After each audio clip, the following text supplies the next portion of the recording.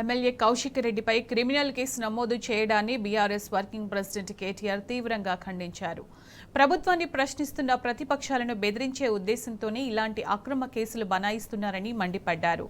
ప్రజాపాలన అంటే ప్రశ్నించే ప్రజా ప్రతినిధులపై అక్రమ కేసులు పెట్టడమేనా అని కేటీఆర్ ప్రభుత్వాన్ని నిలదీశారు. ప్రజా సమస్యలను జడ్పీ సమావేశం దృష్టికి తీసుకురావడమే కౌశిక్ రెడ్డి చేసిన నేరమా అని ప్రశ్నించారు.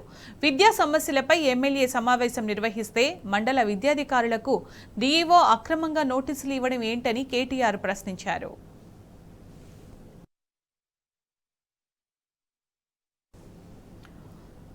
జడ్పీ సమావేశంలో కలెక్టర్ పట్టించుకోకపోవడంతో ఎమ్మెల్యే కౌశిక్ రెడ్డి నిరసన తెలిపే ప్రయత్నం చేశారని కేటీఆర్ అన్నారు.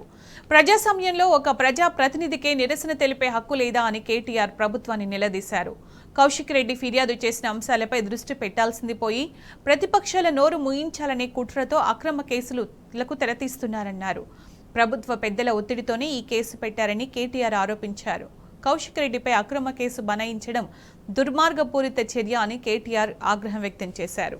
ఇందిరమ్మ పాలన ప్రజాపాలన అంటే ఇదేనా అని ప్రభుత్వాన్ని కేటీఆర్ ప్రశ్నించారు.